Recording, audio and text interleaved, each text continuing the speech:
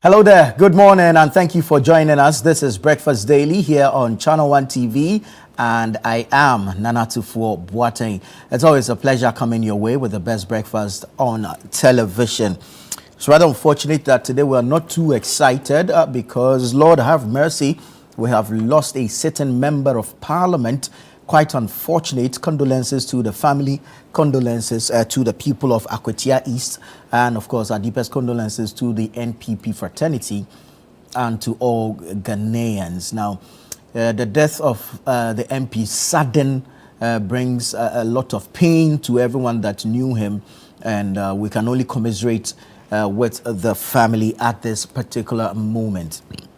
Now, we saw in a video a brother of the MP suggesting that the MP had complained of heart pain or chest pains and unfortunately gave up the ghost when he was rushed to the hospital. Now, it begs the question of the state of our emergency services, okay? Our emergency health response. In what state is it? I think as a country, we need to rethink emergency services in the country, especially the emergency response to health situations and how we deal with it. Quite recently, somewhere just last week, our Bruno regional correspondent, Michael Sapo-Infum, filed a report on the state of the ambulance service in the region, where we understand that almost all the ambulances in the region have broken down, just a few left to serve the entire region.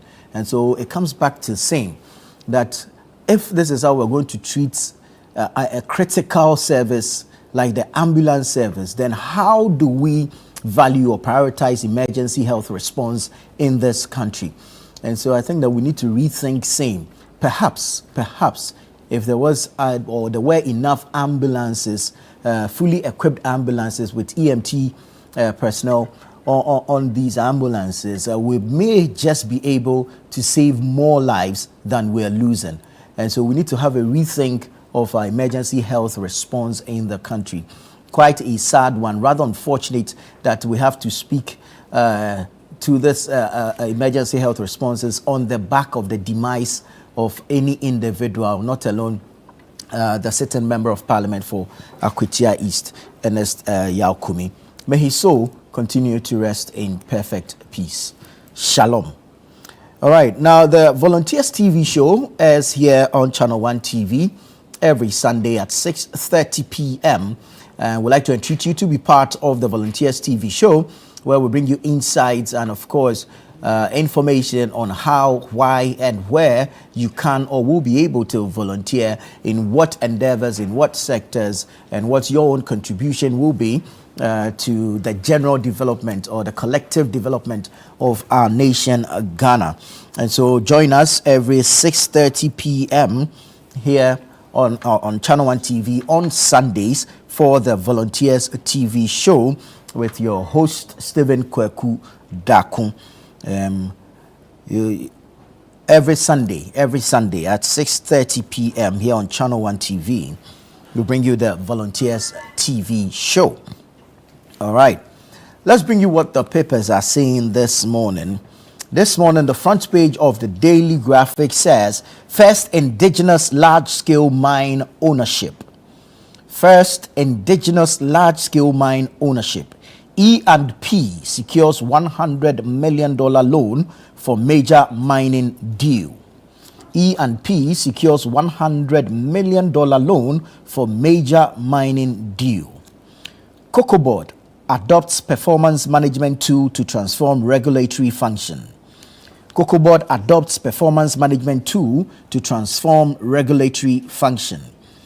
Government pays $349.52 million second Euro bond. Government pays $349.52 million second Euro bond.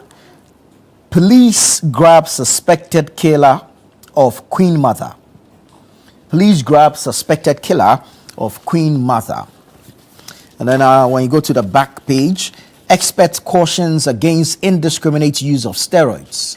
Expert cautions against indiscriminate use of steroids. And then you have a minister donates motorcycles incubators to Draboso Health Directorate. Minister donates motorcycles incubators to Draboso Health Directorate. Maybe in the spirit of donations, we should be looking at having defibrillators at all health centers so that in the event of any heart-related emergency, lives can be saved. We've seen one too many of such instances. Even just about last week, I think a medical doctor from the Kolebu Teaching Hospital had a situation like that and unfortunately lost his life due to the absence or unavailability of defibrillators at most of our health centers. And so in the spirit of donation by the health minister, we hope that they consider some of these equipment, life-saving equipment for emergency situations such as heart attacks and all. All right, let's get into the Daily Guide newspaper. Daily Guide front page says, ENP acquires $100 million Black Volta gold deal. It's game changer. And this is attributed to the business magnate Sam Jonah. ENP acquires $100 million Black Volta gold deal. It's a game changer, says Sam Jonah. Akwetia MP dies at 40. Quite sad one. And we commiserate with the family. Our condolences to the family. Akwetia MP dies at 40. My suspension is arbitrary. And that's the suspended Chief Justice, Her Ladyship Gertrude Tokonu, speaking there. My suspension is arbitrary, says Justice Gertrude Tokonu. The Chronicle newspaper. Engineers and planners acquires Black Volta gold project in landmark $100 million deal. Engineers and planners acquires Black Volta gold project in landmark $100 million deal. Mahama can't claim credit for ENI's Eban Akuma oil discoveries. This is attributed to the minority. Yesterday, the former Deputy Energy Minister, Collins Adomako, addressed the press on this particular matter. The new discoveries made off Cape 3 points, the Eban Akuma oil discoveries. He says the Mahama government cannot claim credit for it. He believes that the findings were made somewhere 2019 under the Eswal Akufo-Addo administration. But the Energy Ministry has responded. We'll get into that subsequently. Now, this is a troubling one. Quite a disturbing story, and I don't know how a human being can look another in the face and take their lives. The heart of man is desperately wicked. Story says, savagery of the highest order. Man killed and body sold for 7,000 Ghana cedis for rituals at Adidome. How on earth that you look into the face of another human being, take his life, and you sell his body for 7,000 Ghana cedis?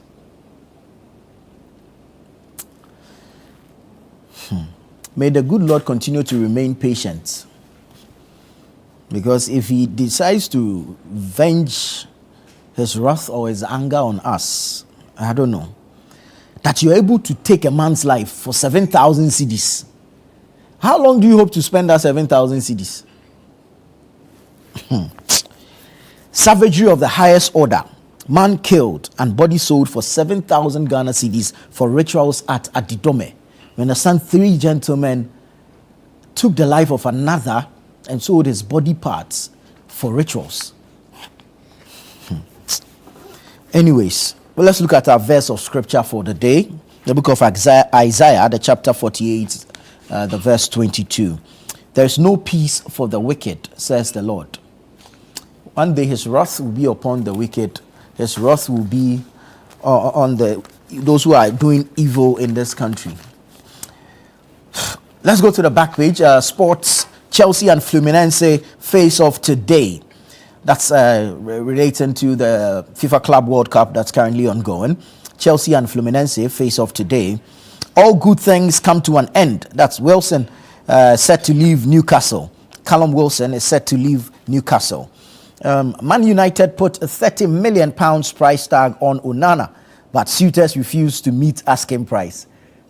I refuse to comment on this matter, else my United friends will come at me. Andrew Onana, you. Man United put £30 million price tag on Onana, but suitors refused to meet asking price. Now, what were you expecting? Onana.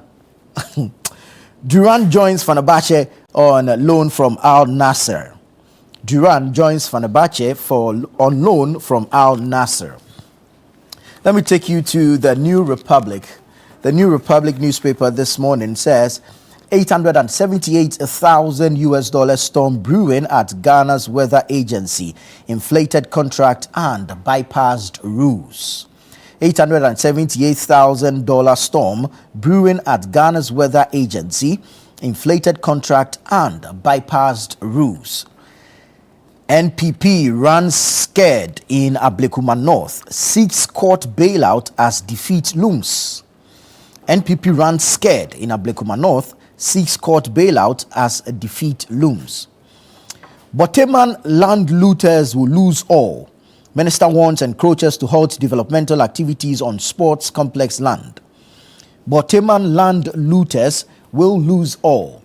Minister warns encroachers to halt developmental activities on sports complex land. Government owes UK scholarship students 36 months stipends. Desperate students beg Mahama for intervention. Government owes UK scholarship students 36 months stipends. Desperate students beg Mahama for intervention. And then you have Volta Corridor to receive boost from GIIF AFDB partnership. Volta Corridor to receive boost from GIIF and AFDB partnership. That's the New Republic. Daybreak is here. Daybreak newspaper says Ghana flees from gay vote at UN. Ghana flees from gay vote at UN. Massive debt relief for Ghana. Massive debt relief for Ghana. Happy FM chases Ghana Gas's Battels Mensa over contract expiration. Happy FM chases Ghana Gas's Battels Mensa over contract expiration. Ghana Navy hosts IMDEC 2025. And then you have a businessman is new Odau Trafohene. Businessman is new Odau Trafohene. That's the front page of the Daybreak newspaper. I'm going to take you online real quick and then we'll see what's happening online. I'll start off with the channel1news.com. Channel1news.com this morning says a family of ex-Buffer Stock CEO slams Iyoko over unlawful detention, threatens protest. Family of ex-Buffer Stock CEO slams Iyoko over unlawful detention, threatens protest. Cardinal Texan is speaking here and he says true development must be measured by human dignity and well-being. True development must be measured by human dignity and well-being. Mahama is ready to correct past mistakes. That's the Archbishop Duncan Williams speaking there. Mahama is ready to correct past mistakes. The Archbishop Nicholas Duncan Williams. Ghana must rethink airport named after coup plotter. Again, that's His Eminence Cardinal Peter Appiah Texan speaking there. Now, both men sat with Bernard Avle on the Point of View show here on Channel 1 TV last night. And these are some of the stories from that particular interview. IMF Executive Board approves $370 million disbursement for Ghana. IMF Executive Board approves $370 million disbursement for Ghana. Ernest Kumi was a fighter and a force. Sami Awuku mourns late Akwatia MP. Ernest Kumi was a fighter and a force. Sami Awuku mourns late Akwatia MP. Ernest Kumi was a rising star for NPP. And that's according to Harry Nana Boakye, also known as Nana B. Ernest Kumi was a rising star for NPP. Nana B speaking there. Parliament suspends sitting to mourn late Akwatia MP, Ernest Kumi. Parliament suspends sitting to mourn late Akwatia MP, Ernest Kumi. Empower local mining firms with preferential policies. That's Sam Jonah speaking there. Empower local mining firms with preferential policies, Sam Jonah says. NPP mourns Akwatia MP Ernest Kumi.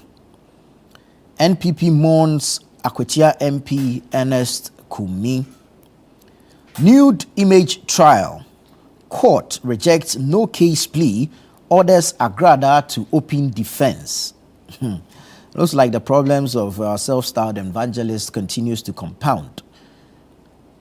Nude image trial. Court rejects no case plea, orders Agrada to open defense. And then the story we broke yesterday, Akwatia MP Ernest Kumi passes away.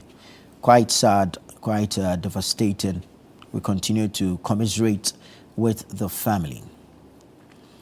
GTech orders National Ambulance Service CEO to drop professor title.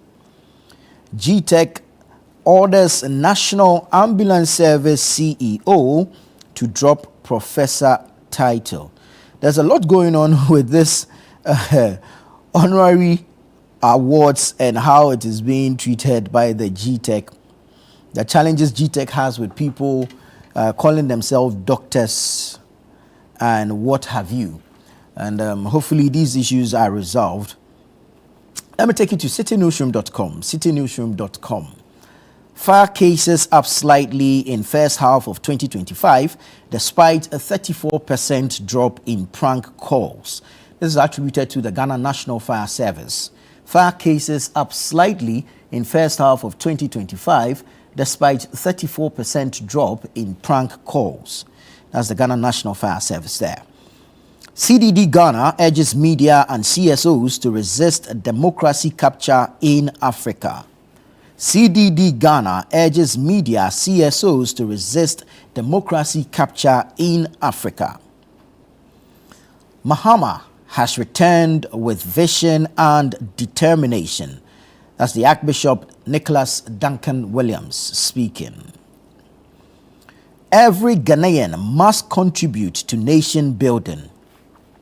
Cardinal Texan speaking there. Every Ghanaian must contribute to nation building, and it's attributed to Cardinal Texan. Clergy government appointees must work in harmony with the president. Again, it's His Eminence Cardinal Peter Texan urging the clergy and government appointees to work in harmony with the president. National Day of Prayer was a collective effort. National Day of Prayer was a collective effort, and it's attributed to the Archbishop Nicholas Duncan Williams. Now, as I mentioned earlier, the two of them were interviewed by Bernard Avler on the Point of View show here on Channel 1 TV last night. And so you get a number of stories coming out of those interviews. I mean, if you have two powerhouses like His Eminence Cardinal Peter Kwadwapia Texan and the Archbishop Nicholas Duncan Williams, clearly you're going to get a lot of news from them. All right, let's move on to some other stories. Ernest Kumi's tenure was overshadowed by relentless litigation, and this is attributed to the Akuapem North Member of Parliament, Sami Ewuku. He says Ernest Kumi's tenure was overshadowed by relentless litigation. He spoke to Vivian Kailoko on the Channel 1 newsroom last night, and indeed what he says is true, because first-time MP, but always in court over the legitimacy of his seat. And at a point, a court warrant was issued for his arrest when he was cited for contempt of court and all that. Today he is no more, and we ask the question, what indeed are we fighting for on this earth? Quite sad. Ghana secures $370 million from IMF after successful review. Ghana secures $370 million from IMF after successful review. Minority misleading Ghanaians on oil discoveries. That's the Energy Ministry. minority misleading Ghanaians on oil discoveries. Energy Ministry. And this is a response by the minority to the minister's position on the Iban Akuma oil discoveries off Cape 3 Points in the western enclave of the country. The minority insists, and of course there was a press conference by Collins Adomako yesterday, former Deputy Energy Minister, that the discoveries were made during the tenure of the Eswal Akufo-Addo administration, and so President John Dramani Mahama and his administration cannot claim credit for the discoveries. ENI's Iban Akuma oil discoveries. But the Energy Ministry says the discoveries date as far back as 2005.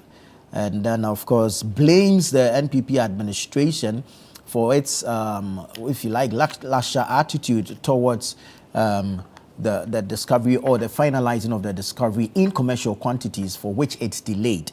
The ministry goes ahead to say that, but for prudent measures instituted by the Mahama administration, the deal could not have been finalized. And so there's the back and forth between the minority, especially the minority membership on the Energy Committee of Parliament, and of course the Ministry of Energy. We'll be looking into these matters to bring you various perspectives on this matter.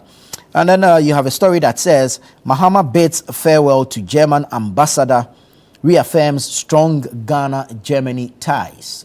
Mahama bids farewell to German ambassador, reaffirms strong Ghana-Germany ties. Ernest Kumi's death, a devastating blow to NPP. That's Nana B speaking there. Says Ernest Kumi's death, a devastating blow to NPP. There's one here that says Akufo-Addo mourns Akwatia MP Ernest Kumi. So the former president, His Excellency Nana Addo Dankwa Akufo-Addo, upon hearing the news of the demise of the Akwatia East MP, has expressed his condolences to the family. So go online, citynewsroom.com, as well as channel1news.com. You get details of these stories and several others. This is Breakfast Daily here on Channel 1 TV. I am Nana Tufo Boateng. Stay with us. When we come back, we'll begin the news review segment with our guest.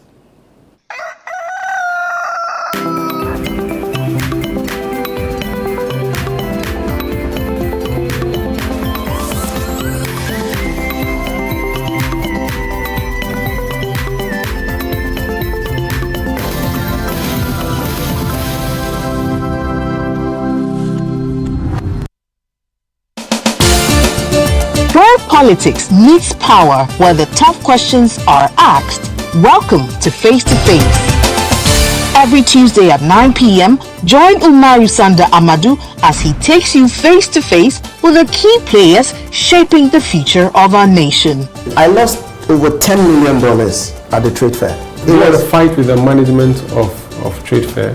I don't have a fight with them. I just deplore the way they went about what they did. Let's talk about the chief prosecutor of the state at the time that you were being prosecuted, Godfrey Yeboah-Dame, the Attorney General. Yes. I think he was directed to jail us. By who?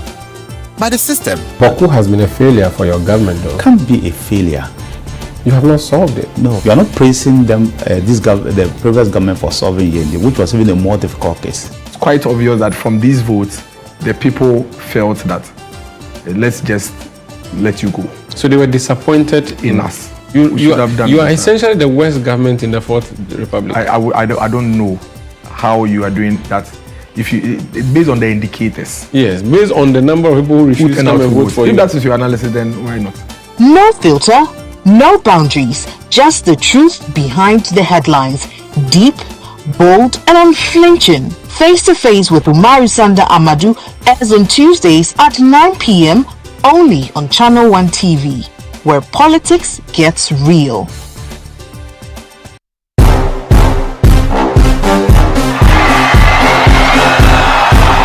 When the stars come out, Ghana Weekend turns up the lights.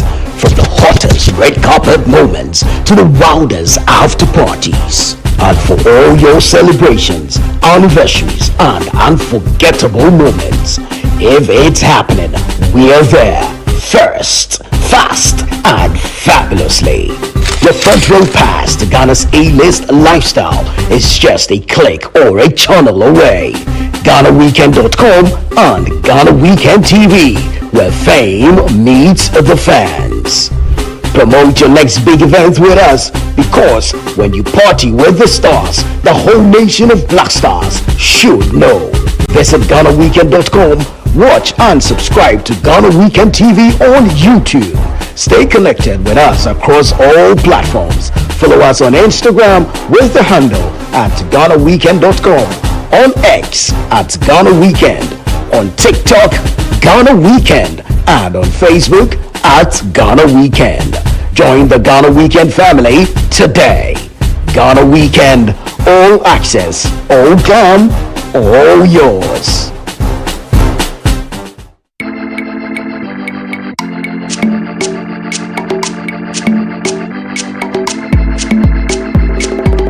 What's cooking? You are very welcome to the show where we stir up delicious meals.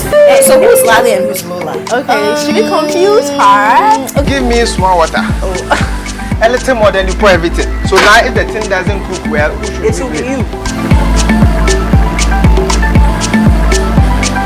We share inspiring stories. I was planning to move to Ghana and I was looking for tea. Whenever I come to Ghana on holiday, I was always looking for different types. You were really in the UK before? Yeah, I was in the UK.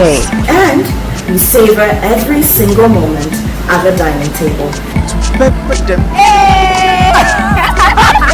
I said, what's cooking? Nobody minded me. As the judges here, in fact, all rise. Why are you like this? Because I'm going to judge here. My name is Apioko Seram Ashong Abe and I am your host. Apioko is enough for me, and here on the show, I'm ready to take you through everything that you need to know in the kitchen of kitchens. Wow. That's beautiful. It's really lovely. Really fragrant. It's almost like perfume. Yeah. What is macaroni pie? If you ask any Barbadian, they'll tell you that one of their favorite dishes is macaroni pie. So it's time. Grab your apron, sharpen your knives, and get ready to get cooking with me right here on What's Cooking.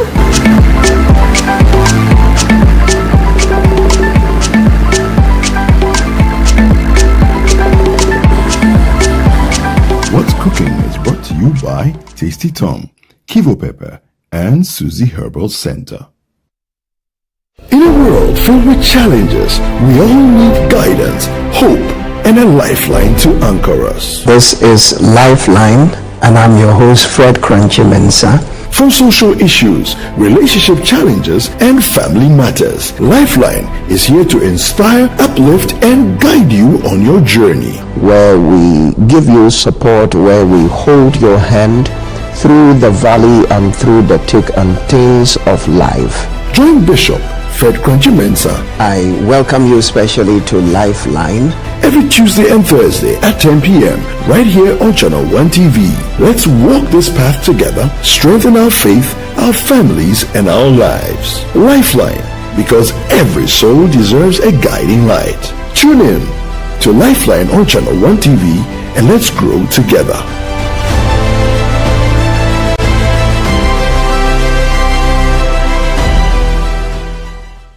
Curious about what's happening beyond your borders? Beyond Borders takes you there. Every Wednesday at 7 p.m., join Caleb Kuda as he explores the stories that shape our world, connecting you with Ghanaians in other cultures and seeing the world through their eyes. So we've learned one thing: you leave your shoes outside. Wow. Tuesday, I will go to Ghana dressed in a Lacoste. As director of operations. From international politics to the human stories that define nations, Beyond Borders brings you a fresh perspective of Ghanaians around the world, one conversation at a time. Beyond Borders with Caleb Kuda airs Wednesdays at 7 p.m. only on Channel 1 TV.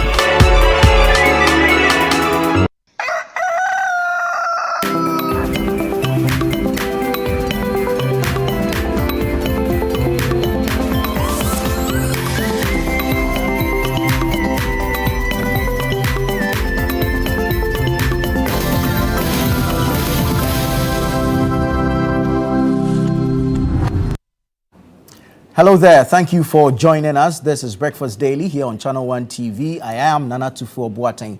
It's time now for the news review segment where we have guests in the studio and we get to have conversations surrounding some of the very topical issues dominating the media space. Let me say good morning to the Honorable Dixon Adumaku Kisi, former Member of Parliament for Anya Sultum. Honorable, good morning. Good morning, Nana Tufo. Yeah.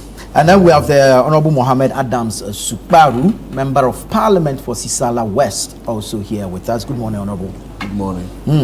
I see you're all clad in black.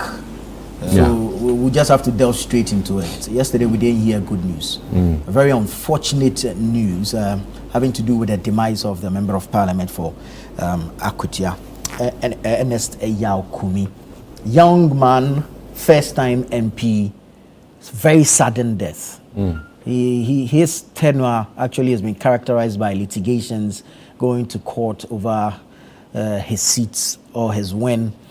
And anytime we're hearing of him in the news, it's actually over a court date, an arrest warrant.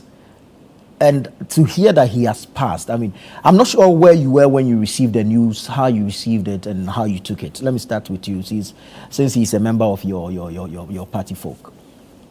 Yes. First of all, let me say that it's very sorrowful when any person dies. And my condolence to the family. Though he's a state property, because he's a member of parliament, those very much affected first will be the family. And I don't know how to even talk about this, because either way we've lost him. And it's a time for reflection on some of the challenges within our politicking. And I must say, I mean, should I say asa, in the sense that he hasn't had it easy. I mean, winning this seat hasn't been easy for him. Mind you, he won this time, but he's been at MPP primaries more than once. Right. He duked it out with Amase twice. And, you know, this is a seat that was with Baba Jamal. Went to Amase, then came to NDC, and then we took it. So it's becoming more of almost like a swing type of seat. And he didn't get it easy, to the extent that he's been to court on numerous occasions. And I must admit, sometimes when your own friend is in court, you're hesitant to question how things are going. And for that matter, to even find out how his own life or wellness is. But I was only discussing this on another station with regards to the stress of being a member of parliament. Some say that I look more relaxed now. And I must admit, it's somewhat of a load when you occupy that seat. Phone calls beyond midnight, phone calls at 4 a.m. And I always ask that question, who takes care of the member of parliament? You know, everybody is on you for bread and water, unfortunately, in our part of the world. Because other places, you know, the legislative person is not necessarily dealing with people's school fees, people's rent, because there are offices for that, which work very well. And I think that along the line, we need to really consider having governmental offices that attend to those, as it is, social needs, so that we are free of that burden. And then we can focus strictly on just doing legislative work. And then, most important of all of this is the need for all of us in politics to make sure that we get regular and frequent sleep and also check up. They are supposed to be working until I think Saturday. And that additional day, in fact, Fridays you are lucky you get off a bit early. Has it been confirmed you have to work on Mondays and Saturdays? It's been confirmed. It's been confirmed. Right. So when we had up to Friday, it was enjoyable because by midday you're going, and those traveling far would go and all of that. But as it stands now, my only recommendation from a medical standpoint is that members need to find time for themselves and their health. Very important. And not all things are avoidable, but this reminds me of our experience with the Kumewu former member of parliament too. We worked late hours, next day he was gone. And I can almost categorically say that, listen, if not for the stress of the work, he would have not necessarily succumbed to his early demise. So I'm deeply troubled, and I think it's a wake-up call for all politicians, and for that matter, current members of parliament, to take their health seriously, and to for that matter, I think that when parliamentarians, quote unquote, demand for better conditions of service, the populace should understand that having thorough medical workup during and after your tenure. I mean, listen, let me cheat and say that people who work for Ghana Commercial Bank, when they retire, they are still taken care of by Ghana Commercial Bank. But as it stands now, I cannot take any medical bill to Parliament. And these are very unfortunate. And not just him, there are many stories of members of Parliament who are struggling on health grounds. And I mean, I don't want to mention names, but I know some who are currently even struggling to meet their own health challenges in terms of the finances. For procedures, be it pacemaker, be it very serious heart conditions, and they can't afford it. And you need to go through the Speaker of Parliament sometimes, based on his own benevolence or your leader's own benevolence. And I think that these are things that calls for us to look at more closely and carefully. Sure. To conclude, it's a very painful thing, and we're going to have to live with it. Did you know him? Oh yes. I mean, I'm an Easterner by birth. Granted, I do my business in Accra, but Ernest, I think my last major encounter with him, besides when he won, was when there was a rally in the Eastern region, and he's a tall guy too, so we joked about it on stage at Abitifi last year, and my mind goes back to that day. I mean, in his white top and jeans, and how we spoke, and we're very hopeful that he'll make it into Parliament this time, only for us to lose him literally 7 months into his 4-year term. So to conclude, all of us are taken aback, but let me use this opportunity to help the general populace understand that, listen, should members of Parliament demand more for their health issues, let's not get too upset.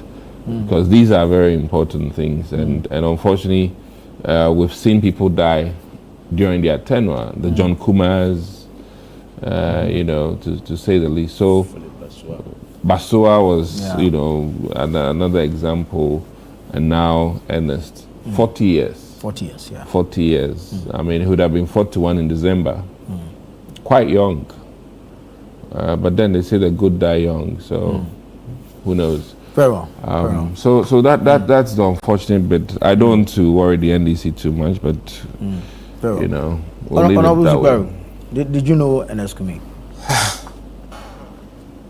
I know him very well. He's a friend.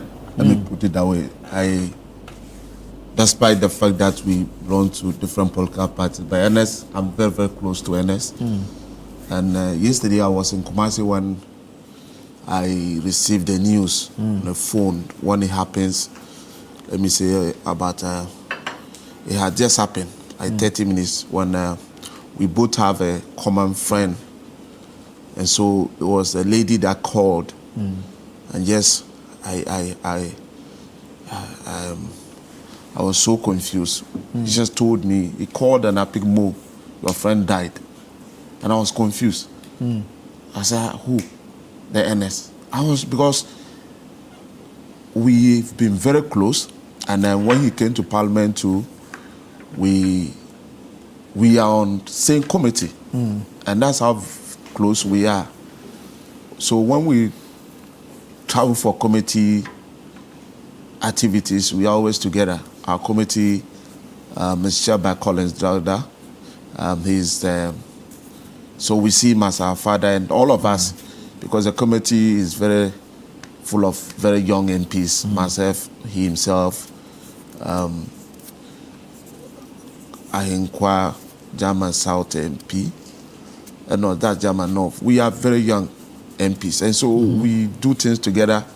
Just a week ago, exactly a week ago, when Mountains meeting the agencies and the Lands and Natural Resources Committee, we were both having fun together. We left there just a week ago. We left Mountains last Monday, exactly a week yesterday. On Thursday, we were in Parliament together after the address of the Indian Prime Minister.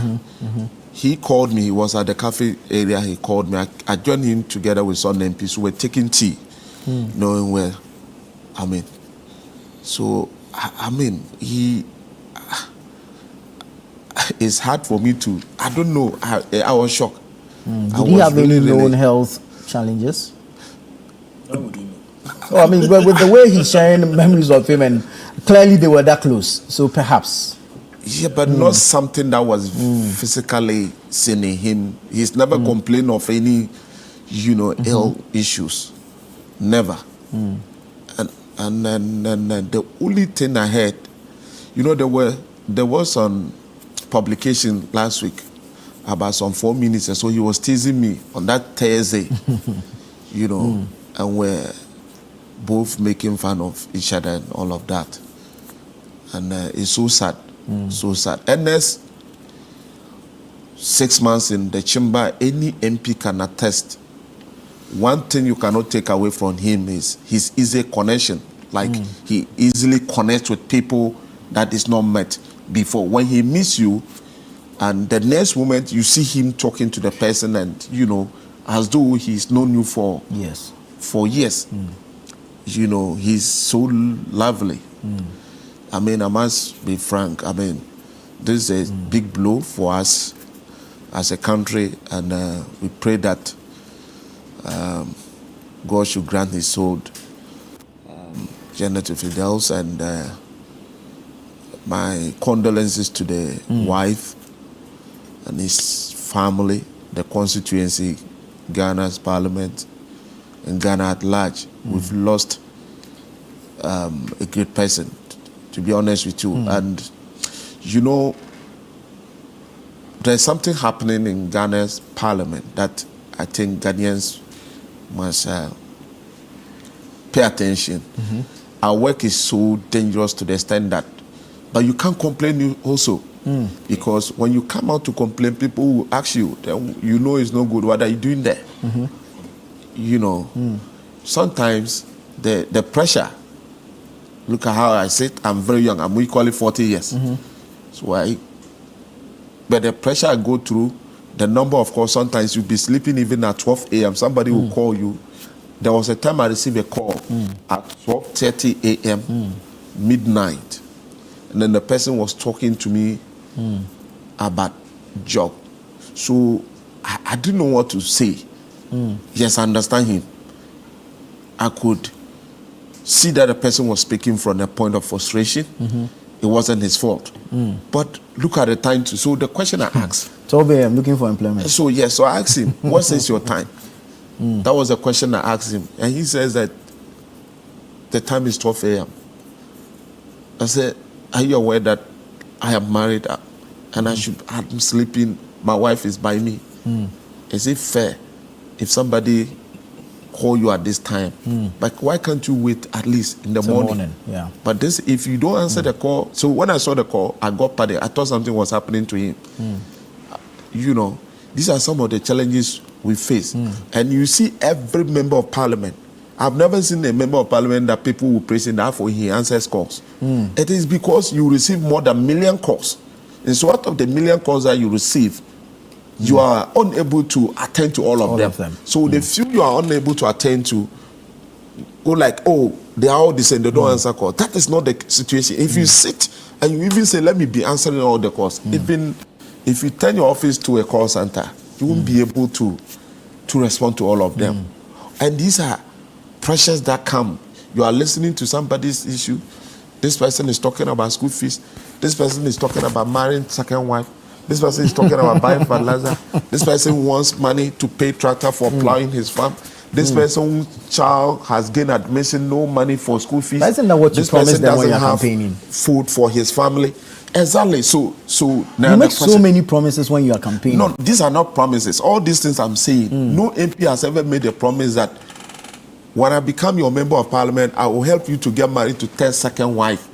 No MP will make a promise that when I become a member of parliament, I will pay your children's school fees. You live in a Muslim community. No, I'm not. So it is expected. I'm not limiting it to only Muslim. It will interest you to know that the second marriage thing, it is not only Muslims that get married. No, it cuts across. It cuts across. Do you understand? Look, let's say good morning to Larry and welcome him to the show. Larry, the editor of the Herald newspaper. So sometimes you have to even sacrifice what you have to give it to your family just to solve a problem so that you have your peace of mind. And that people as identity home cry. If you see that chamber, the chamber parliament there, I can tell you that more than 70 to 80% of the parliamentarians are all BP patients. I'm sorry to say it here. He's a medical doctor and he knows. He didn't want to say he's a former member of parliament.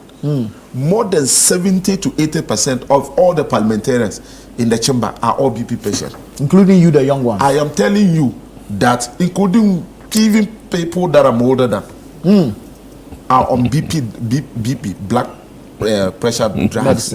They take almost, you have to. If you are not a BP patient and you get to that house, you get it. You will get it. You see that? Yes. So this is what they do. And look at today. We are talking about Ernest. 2 years ago or a year ago, it was about John Kuma. 2 years ago, it was about late Philip Besua. Look, Philip, we sat in the chamber. Late night, he was in the chamber. He got home. He couldn't wake up. He was gone. Ernest was in the chamber on Thursday. He didn't even work with the he didn't. He went to Takoradi on Saturday. He returned on Sunday. He was preparing for his moot court yesterday. He had just finished writing his final exams at Ghana Law School. He died yesterday morning. So our health issues are very, very, very. And so sometimes when you hear that a member of parliament is traveling somewhere else to seek medical attention, it is it becomes a public conversation. Why don't we treat ourselves here? Yes, I agree, we must treat ourselves here. But if I tell you the medical condition attached to our service, our benefit, as I sit here, if I am sick, I'm supposed to treat myself, and probably later they will have to even bring the receipt, even that the committee must sit to validate the receipt, authenticate it. You know, if you are sick and you have to be referred to a certain medical facility, if it is not referred by a committee, all of these things we need to have a conversation. There should be a real look at the conditions of service of MPs. What if at the time I am sick, I don't have the financial muscle to cater for the sickness at that particular moment? What happens to me? So it is like, go and take care of yourself and come. We will reimburse you. That is how it is. Right. So next, very young, with young family, he's gone. We are here discussing it. Tomorrow, we don't know who next. But I am telling you, that is I say more than 70% to 80% of the members of parliament in the Ghana's chamber go and conduct research are all BP patients. Right. Very well. Larry. Yeah. And Skumi is no more. Sure. Very sad. Did you ever encounter him? No, I didn't. Yeah. I only read about him. And it's quite unfortunate.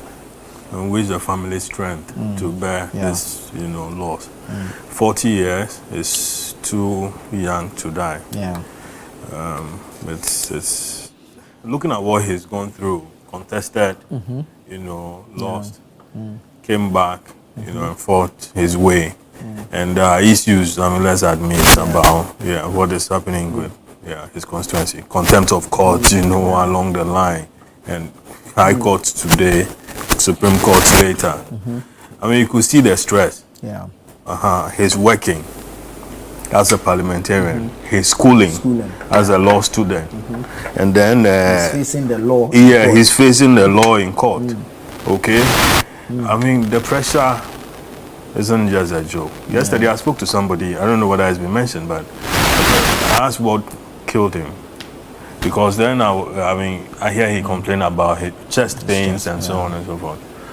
I was told by a very senior person, in your party, that cardiac arrest was what took him. That's unfortunate. But Ernest is not alone in some of these things, okay? Maybe he has a history of, a health condition. As in, maybe he was hypertensive, or maybe he wasn't. Yeah. Cardiac arrest could come at any time. Could come at any time, whether you are aware of it or you are not aware of it, whether you are on medication or not. It could happen to anybody. And so, I would like to take this opportunity to encourage people to, regularly check, do the routine medical check, your sugars, your heart condition, and everything. I'm sure. He knows the right terminologies to use, in this. But having said that, I think that our medicine has always been curative as opposed to preventive. So you hear politicians very often talking about, and I built this number of hospitals.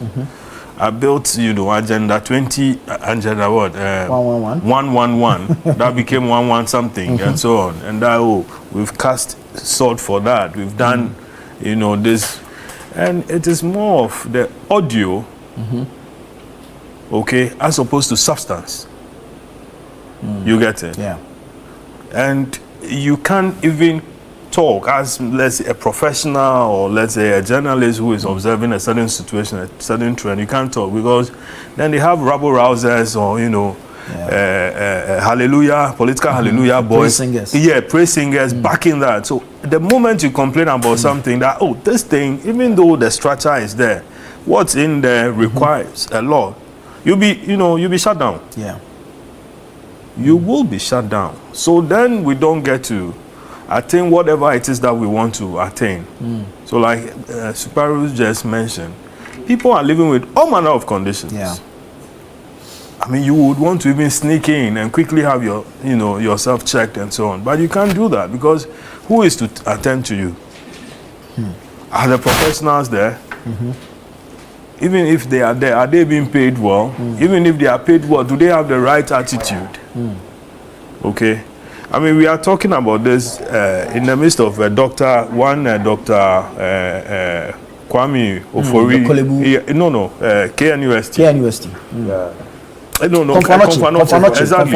An emergency doctor who required emergency himself, but because there wasn't a certain facility. I think it's a defibrillator or so. Okay, that's a big word for me. But, then he couldn't. And you have the medical doctors now complaining that, I mean, something like this, we could easily have saved his life. So that whatever training that had gone into him would have been preserved for others to benefit. Yeah. You get it? Yeah. So the audio health things that we do, or the curative, structure. I mean, we should focus on substance.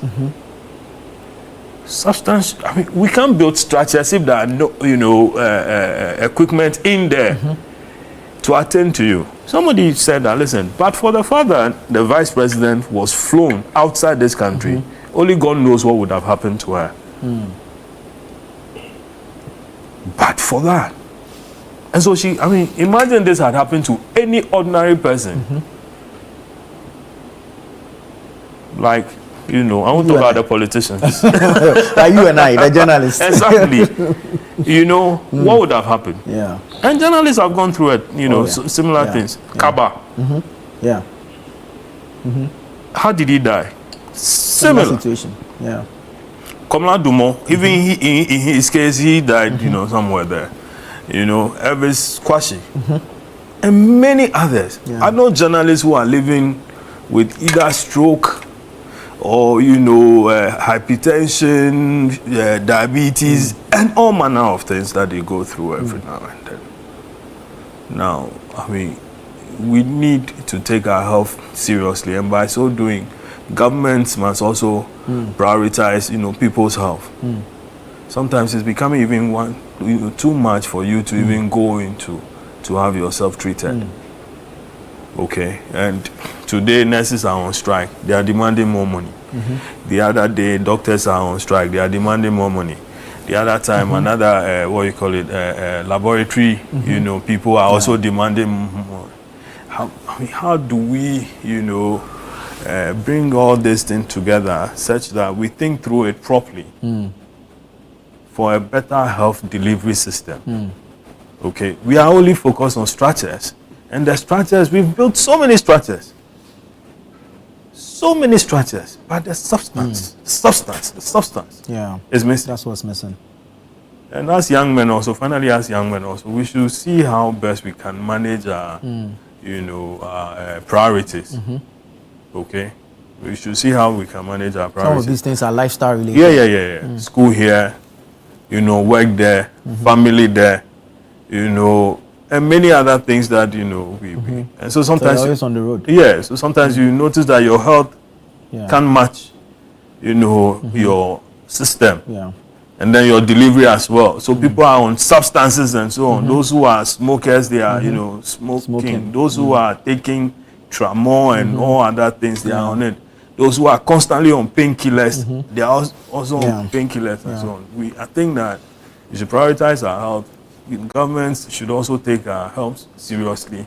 And as individuals also who are, experts in whatever it is that we have, we have sworn to do. We should do that diligently so that we'll have a better life. Our condolences to the family, and we wish them strength in these trying times. But let me take you to Ablekuma North. Honorable Suparu, the MPP has filed an injunction to block the rerun as announced by the EC. EC says it's going to organize a rerun in 19 polling stations. MPP says they do not understand where the 16 came from, because throughout, in their own estimation, the conversation has been about 3 constituencies.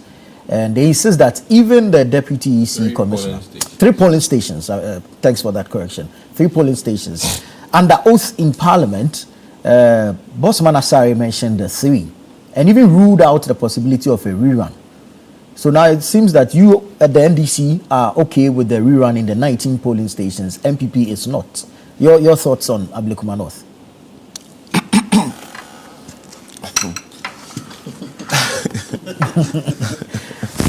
I'm not sure why he's laughing. I'm laughing because today, same EC MPP today is having issues with EC.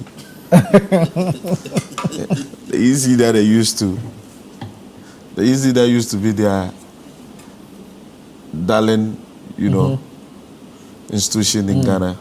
But you're also excited that the EC is. So now are you happy with the EC? We are not excited. We have never started. This doesn't mean that we in NDC we have any trust in the current leadership of the EC. And yes, our national chairman has spoken, and you heard it loud and clear. I mean, the MPP believes it's because of that outburst that the EC is making. I doubt. They want to secure their jobs. No, but you see, the truth of the matter is that what is Electoral Commission? Electoral Commission, I'm not a lawyer. It is an institution that is supposed to have oversight responsibility on our electoral processes, including managing the elections and declaring same. And so, Electoral Commission conducted an election in Ablekuma North and every part of Ghana and could not declare the elections of Ablekuma North. Simply because there were some challenges that includes either of the parties that contested the elections has their own result. And then the result differs from what is currently with the EC. That is the presiding officers at some polling stations. And I've stated it in one of your sisters' platform that if the elections of Ablekuma North, if the difference between candidate A and B were to be like when you even add about 40 or 20 or 30 polling stations, all the results to candidate B, candidate A will still lead. They would have gone ahead regardless to declare the winner of this result. In this case, it is not like that. It means that every single polling station must be counted to enable EC to ascertain the real winner in these elections.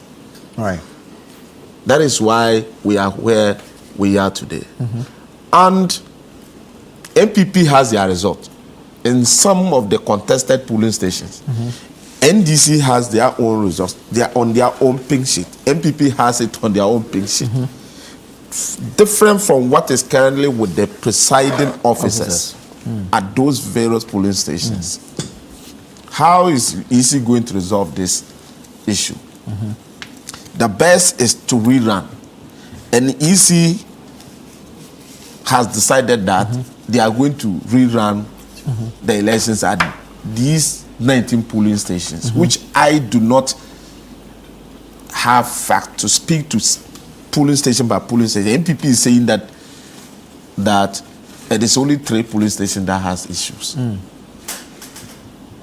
EC is saying they think that they must conduct or they must rerun the 19 polling stations. I don't have a problem. For the first time I've agreed with them. I don't have a problem with them. You agree with them? In fact, yes. This is the first time I've agreed with them. And that doesn't mean would you have agreed if they were rerunning on 3 polling stations? Because about 3 weeks ago, you heard Bossman Asare say in Parliament. And if you are saying that EC says, you said Bossman Asare said in Parliament 3 polling stations. It is not NDC who said 3 polling stations. NDC, our stand was that it should be a rerun. A total rerun, the entire constituency. Because if you cannot declare the results, go and conduct elections in the constituency so that you get a representative for them. That was our stand. And so if EC, upon second thought, or perhaps they sat and they look at the issue and they said, they must rerun 19 different polling stations. I don't see the reason why MPP is saying that they should not be rerun.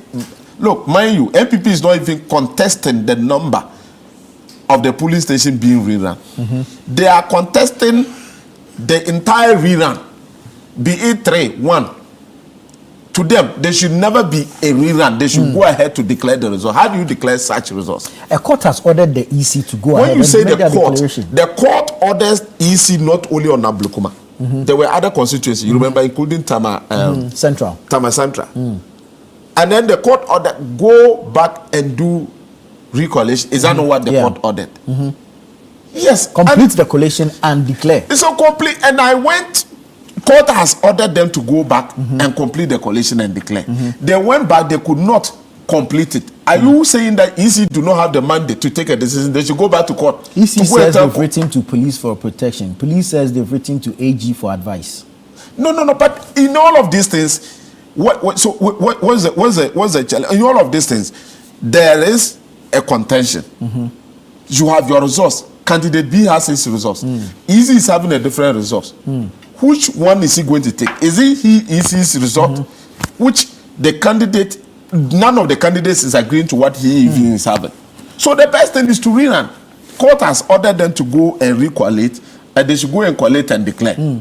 They've gone, they are not able to collate the entire results.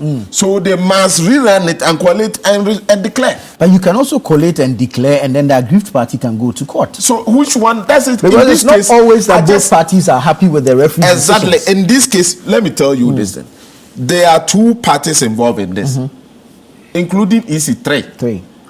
So if 2 of them are saying one thing, EC could have gone ahead to declare. And the third person who doesn't agree with the 2 of them can go to court.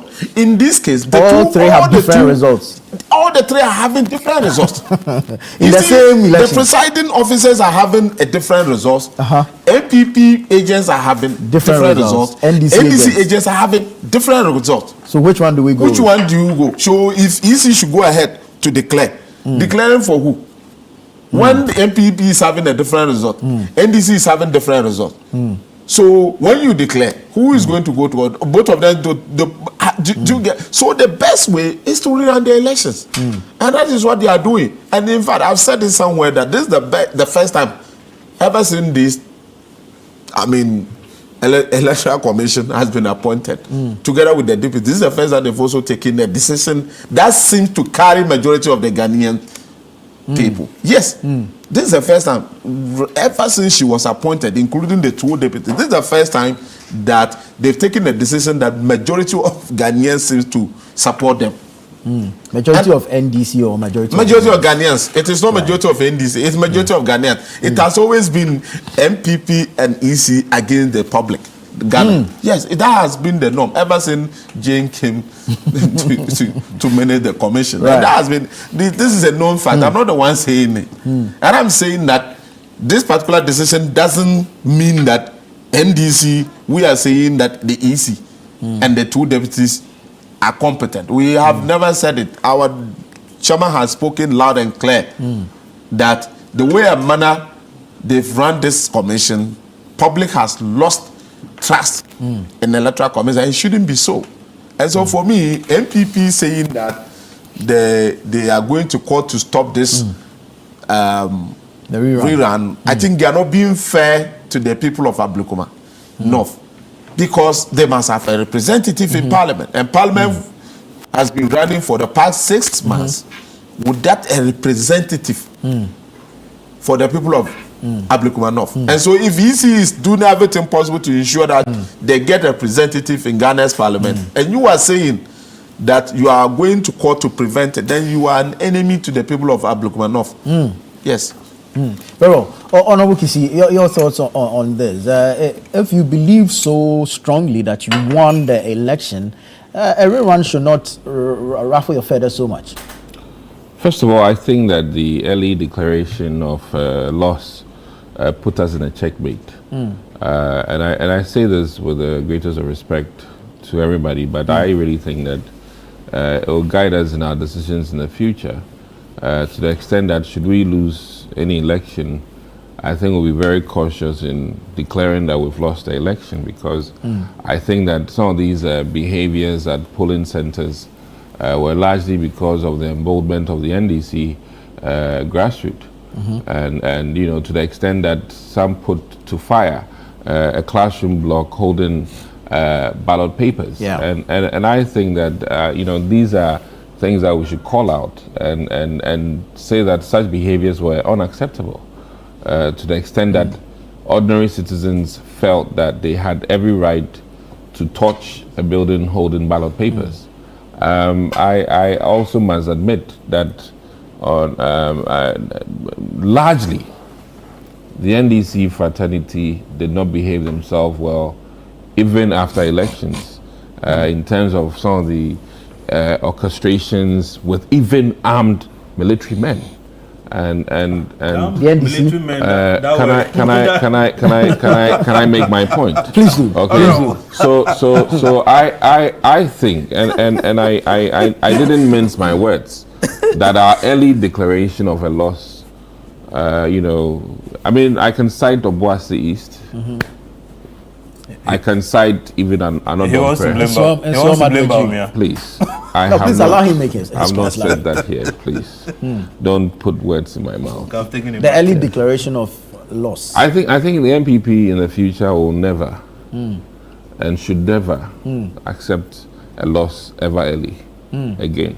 Even if it will help ensure peace across the country. Thank you. Well, you see, there's so many sides of this argument. I felt that there are party stewards who could have signaled to Ghanaians that, yes, we've lost. And that should have been enough. But we should have, you know, waited out for our parliamentarians to be declared fully. And not, as it is, unfortunately emboldened the NDC grassroots to behave in the manner in which they behaved at so many places. And it has cost us many more seats. And I can cite the likes of Anodompe in the eastern region, you know, Obuasi East, even this Inquitia issue, which I don't want to belabor that point. Okaiku Central. Okay, you know, and Honorable Patrick Boama would have lost the seat when clearly the young man knew that he had lost. So one, the NDC's after elections behavior, very unacceptable. And though you're my friend, I must admit, even the likes of Sam George, you know, some of the things he did at Ablekuma North, as a statesman, very unacceptable.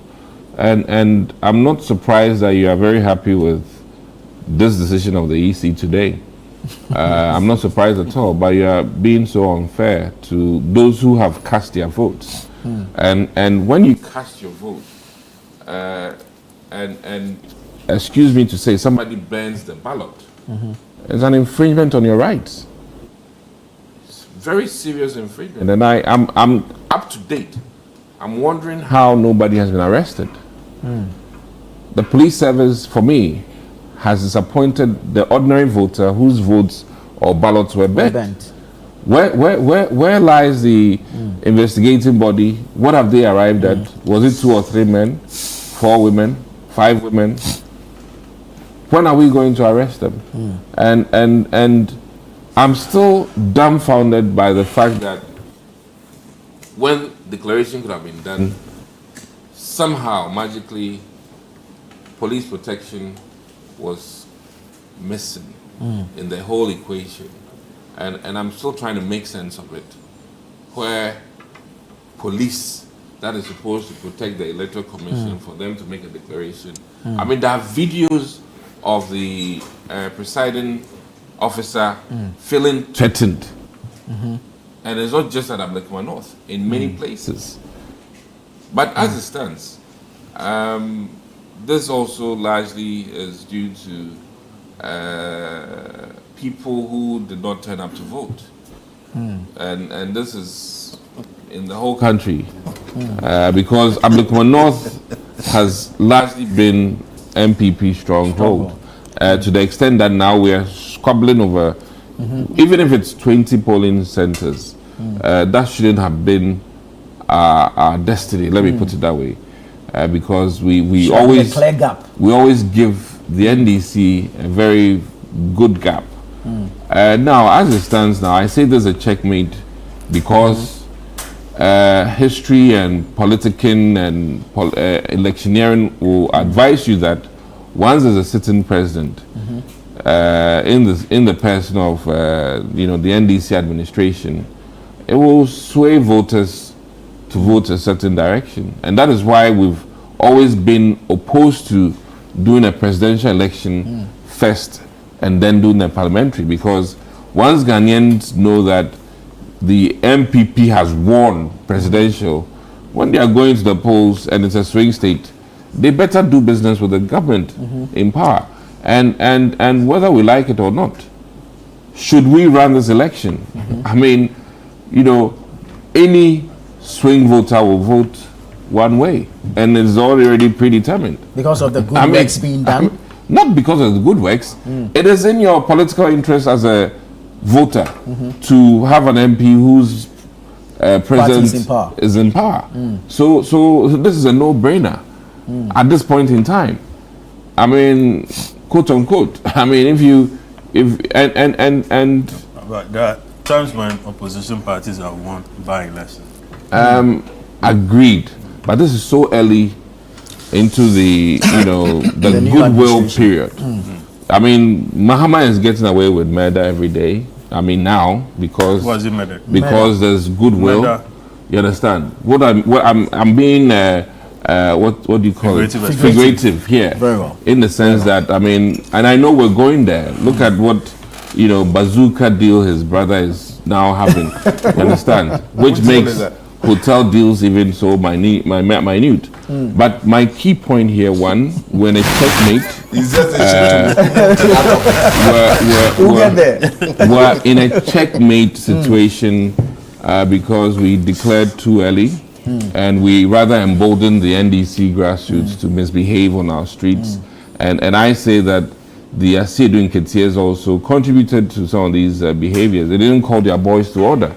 And now, looking at the biblical experience where one party says, go and chop up the child into two for us. The other party says, you know what, it's my child, so I'll prefer that the child lives. And that is sort of the situation we're in as a party. And I think that the secretary for the New Patriotic Party will talk after deliberations at NEC and put it out that, listen, because mind you, if we allow this election to run, there might be violence. And I'm saying this with the greatest of respect because, of how things are played out, or because of violence, well-meaning MPP people will say that, Charlie, let me stay at home. I won't even go to the polling center because of intimidation.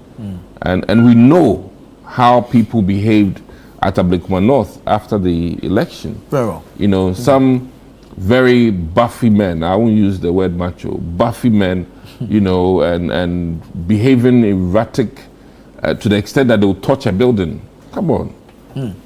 They are ready to do anything just for, declaring the NDC woman as the member of parliament. But be it as it may, there's always that option, which I think that the judiciary should look at. I mean, SAR was without representation. They didn't die, and as it stands now, listen, this one, I wouldn't say one state, one constituency cannot turn Ghana upside down. It cannot actually even change the numbers in parliament. And as it stands now, NDC knows they don't need it. MPP too, the one won't do anything. It won't do focal for us in parliament. In parliament, I mean, as it stands. But the people need a representative. Yes. But mind you, they have a municipal chief executive who's not in parliament. Who's doing they need the a government rep in parliament. Listen, forgive me to say that, you have a say when you have the numbers. At this point in time, the MPP doesn't have the numbers. The NDC will not need this to push any freaking bill. They don't need it. So even in the interest of being nice, the NDC can say that, over to you. You know what? MVP. We need that seat. You know, as it stands, I beat you so much in the major contest. Many so we have. Take this one. Many we have. This one we something small for the boys. I mean, Master, you can't be chasing everything. And the elections tell like, you in the elections. We've gone into a contest. Arrange we do not agree on the results of that contest. Yeah. The arbiter in this contest says, then come and have a rerun of the contest. But one party says, I am going to court to injunct. You know something? I would like to pick it from. He mentioned a lot of things, particularly the police. Sorry, the arson that happened. So, how often don't we hear about peace before, during, and after the election? How, yes. How often don't we hear that government has allocated huge sums of money for electoral? Yeah, exactly. And we had, I mean, at least IGPs going from place to place, church to mosque, media house to wherever, to go and talk to people about peace. And that security is tight. And that nobody, no force on earth can penetrate on those things. Now, if after all that, these are the things that we go through, then there's a problem. Yeah, indeed. You get it? Yeah. That's a group of people can mass up, go and touch a building. Or even while the ballot is on its way, something that had been counted and results declared at the polling station, while it's on its way to the collation center, a group of people can attack. Break down the ballot boxes and then set the ballot papers ablaze, and including the pink sheets also that come with them. And we are supposed to be fine with it. Nothing has been done. Nothing has been done. Nobody has been arrested. Nobody has been prosecuted. Nobody has been convicted. Yesterday was exactly 7 months. Thank you. Yesterday was 7th July. And we still call this a democracy. We still call it rule of law. Okay? I mean, for me, I get scandalized if I have to talk about some of these things. Or if I have to hear Honorable Kisi talk about it the way he's talking. And even Suparu. That we went for an election and we have 3 results. The NDC has its own results. The MPP has its own results. And then the EC also has its own results. There are instances where the EC had... The media also have... thank you. There were instances where the EC had to, go to the MPP and say that, listen, bring me your results. Okay? And the NDC says, no, I won't agree. And then the EC comes to say that, by you two, I came to you and then collected 2 papers from you. So if yours, I had admitted yours, allow me to ask. Do you get what it is? I mean, I am prosecuting you, or you have put a case before a judge. And then when the case is over, I'm supposed to give judgment. And I tell one of the parties that, listen, you go and write the judgment, and then he should also go and write the judgment and bring, so that I'll just read it for whatever it is. I mean, where are we going? Since 1992 that we've been at this, where are we going with it? And I'm saying that we devote so much money to a point where the quantum of, resources that go into election, whatever, can construct roads that are missing in certain communities, can put up schools, and many other social amenities. And then we finish and we are here. And we have to be going back and forth. But the strange thing is this. Hold on. You tell me about the strange thing, but let me take a quick break here. Don't lose that thought. Please hold it for me. This is Breakfast Daily here on Channel 1 TV. Stay with us. We'll be right back.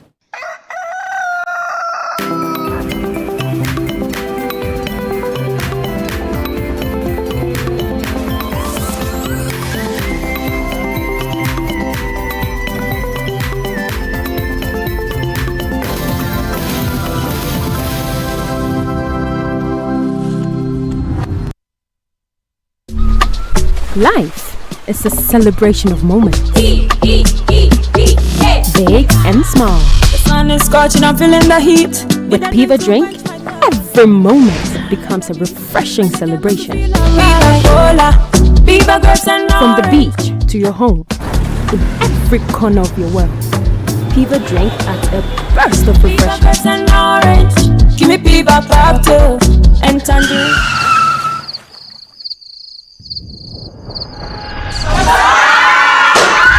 Celebrate every moment with Piva drink. Refreshment for every occasion. Piva drink, a taste you will love. Piva. This advert is FDA approved. Sister, me dad, you bet you be on me. I could eat that. Me many tears, some of them is a kind of set. You made us to take it. Sit here to the moon. Juju so more. What did you want? You never be free. So what you say back now, man? One number show. Wow. That's a million phobia. Bahama Solio.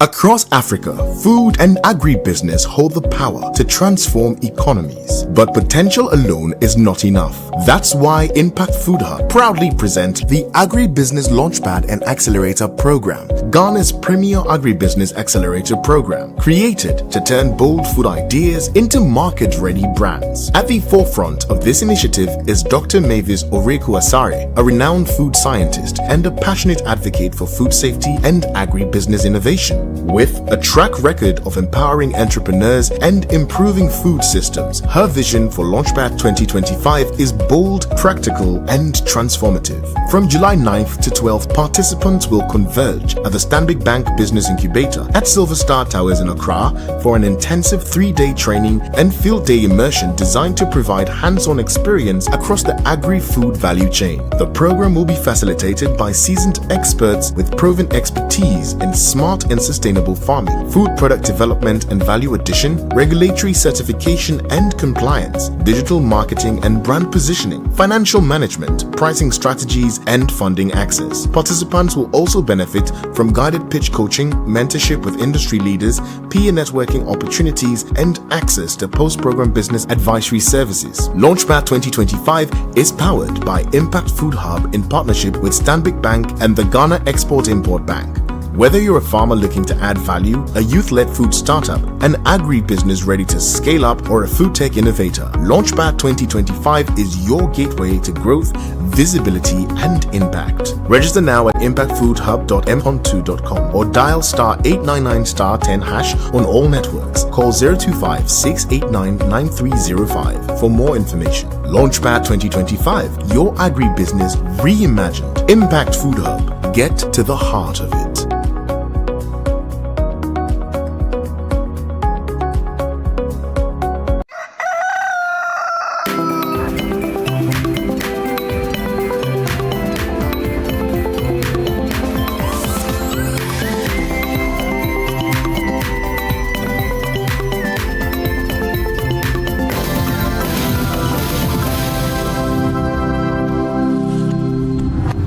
Grateful that you stayed on with us. This is Breakfast Daily on Channel 1 TV. We're having the news review segment. I'll take a few messages and then I'll go back to Larry to finish off what he started. This one says, good morning. I totally agree with Honorable Dixon. He is really transparent and factual. This is from Entry in Accra. This one says, good morning, Channel 1. The NPP said Ghanaians regret voting for the NDC. So let's use this rerun as a test transmission for 2028 general elections. So someone wants us to test the waters. Let's see. But you can also send your message via WhatsApp and comment on our live feed on YouTube, and of course use the hashtag Breakfast Daily on all our socials, on X, on Facebook, and where have you. Larry, back to you. You had something strange, or you made a strange observation. Yeah. See, I would like the three commissioners, Jen Mensah, and then Bosman Asare and Samuel Tete to do a press conference. And all of them tell us the reasons why we have to rerun this. Press conference? Yeah. Not press briefing? No, press conference. We suffer that a lot. Yes. They'll call you and tell you what they want to tell you, and that's it. You don't have an opportunity to ask questions. That is the extent, that is the kind of issue we have. Where they will do press conferences and tell you that, no questions. listen, you are running this institution for and on behalf of the state, for us. You are expected to meet our expectations. Do you get it? Yeah. Now, I'm aware that as of early this year, Jane Mensah wanted to declare the result, this particular results.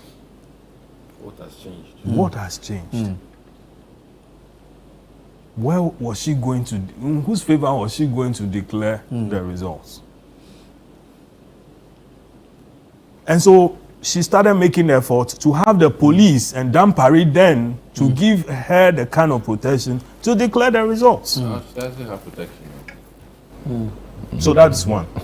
Osman Asari then goes to Parliament on the 19th of June to say that, there can't be a rerun because it's only 3 police stations that is left. How could it be 3 police stations when you have, the results you have? Your officials didn't come from your officials. Yeah. There are results that you got from interested parties.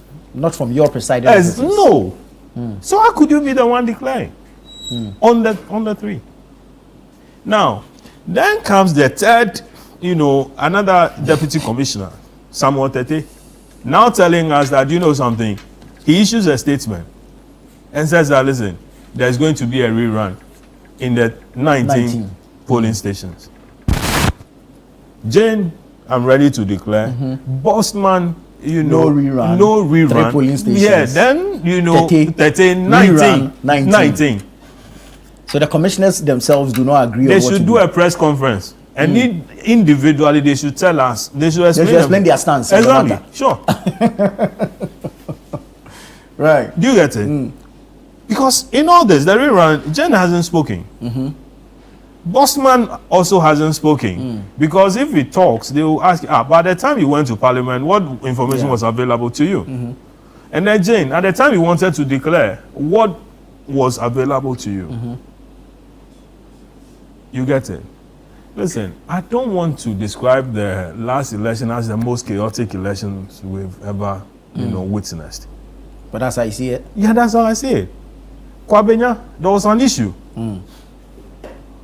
Tags attacked ballot, materials on their way to wherever. And we were not sure whether the lady had won or Michael Quay had won. This Ayawaso West Wogon. We were here, 2 of us. Yeah, we're here. We had reports, including party people arresting, guys who had attacked ballot boxes and then handing them over to the police. And per some of your the accounts of some of your reporters, they said that, listen, some of these tags were arrested, by citizens and then handed over to the police officers. And the Legon police were rather begging on their behalf. The Legon police or the police officials that were deployed to go and police the thing, and that you don't even see a pin drop. When you see somebody holding a knife, you deal with the person. But we had people who had lighters in their pockets. They had maybe petrol or whatever, inflammable substances in their pockets, and then they could then, touch this thing. Something that we had paid for, state property, because there were bound to be disputes. And if those disputes arise, courts would have to make a determination as to whether or not we should do recounting or whatever it is so that we can settle this, some of these things. Because electoral issues are very, very, very volatile issues, and they could destroy a country whatsoever. Ivory Coast has witnessed its fair share. Togo has seen all that. Ghana, we've managed ourselves better, but the other one, Techiman North, South, South. Exactly, where people were gunned down. The other one, one of the Accra constituencies and so on. Where a girl who is not even a voter was also gunned down. What came out of that prosecution and what didn't come out? Even a sitting member of parliament was beaten and chasing Sam George. You will not talk about that one. Well, Ayawaso. So, all we need is a little spark here, a little spark there, a little spark over there, and the thing explodes. we need, the police can't just come and talk and go away. I recall President Mahama gave a directive to the police administration now that, listen, he wants some results on that, but some of this. What has come out of it? What is the IGP doing about it? We haven't heard yet what they've done. Are we just, people just taking appointments and then going to bed? Because there was wild jubilation when he took up the appointment. I want to believe that those people expected certain results to be done, a departure from what used to be to a new one, particularly when the government has promised a reset. So we should be seeing results. People should be put before court by now. The president's directive has to be, adhered to. Exactly. Thank you. We haven't seen anything. And what reforms, what review has the EC also done on the election? Such that we are informed that, oh, you know something, here we did this, here we did that, here we did that, and that given the same opportunity, next time we will do better. But we don't get some of these things. After election, everybody goes to bed. The only time you hear is, you hear of them again is procurement. We are procuring this, we are procuring that, and then they are mentioning millions of dollars. Millions of dollars to fall. Having said that, I think there's this subtle attempt to blame Dr. Baumia for declaring, conceding defeat very early. Some people within, there's a school of thought within the MPP that, feels that, listen, he shouldn't have. And President Akufo-Addo, ex-President Akufo-Addo belongs to that school of thought. That, he shouldn't have considered. But listen, the election, that kind of results that came, the numbers that NDC got was like an army ready to explode. Had there been any small delay, I'm sure this country would have been in a bad state by now. And you don't know what information was available to your candidate then, as in Dr. Baumia, which led to him conceding. I have heard that, there were calls on him not to concede so that the party, as in the ruling party, can do some pakpakpa. But then, the man felt that... I think that is not the case. Okay, I said I have heard. Yes. So then, he had to quickly concede. Okay, and then damn the consequences. But years on, people thought that because they couldn't attain the numbers that they wanted in Parliament, it is his fault that led to that. It is his concession that led to that. Is that politically tenable? I don't want to believe that. Nothing can be done. Nothing can be more expensive than the interest of the state. Qualified early concession and concession. Right. You think the concession was too early? That is what I'm trying to get at. But the in the sense that the behavior of the NDC apparatchiks after the concession is why we're saying that, listen, some seats, and I stated here in Sowem, Adwejiri, Obuasi East, some seats that were clearly ours. Even here, Okaikwe, is it Central? Patrick Boama, of all people, literally would have lost the seat. So it's not a school of thought. It's the reality that we think. Listen, Kamala lost, and you saw numbers drawing down at her place.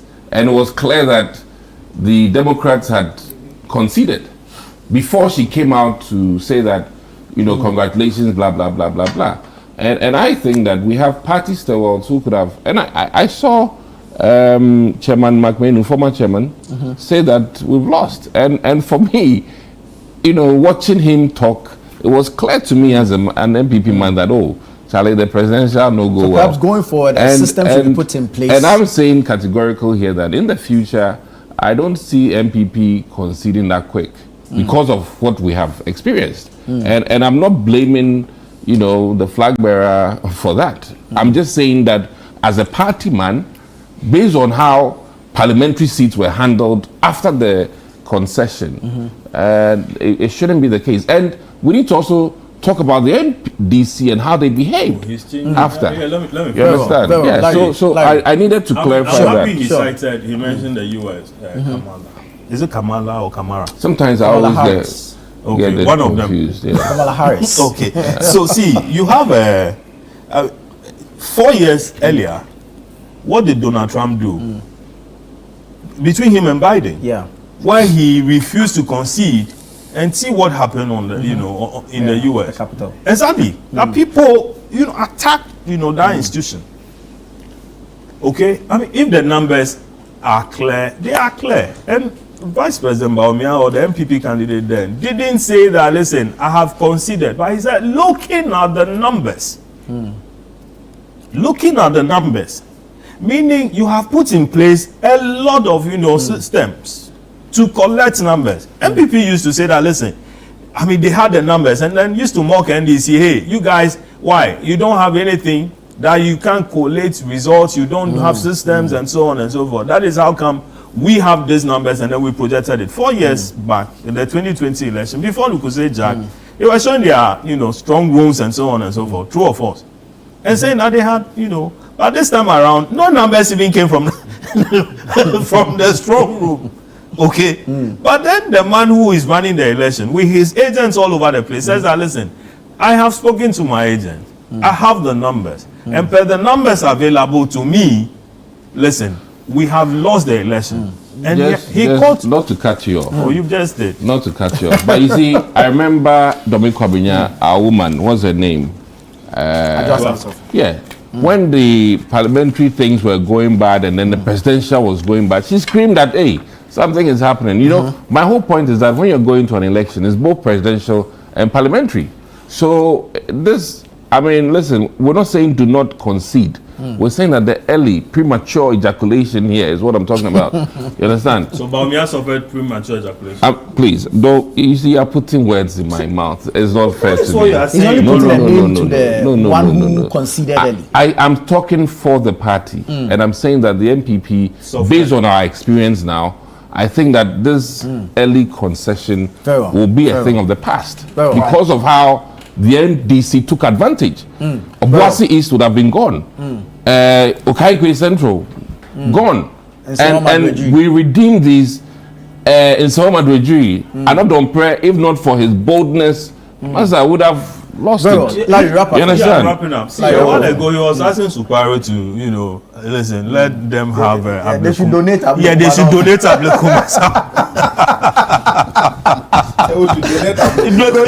Bless them with Ablekumano.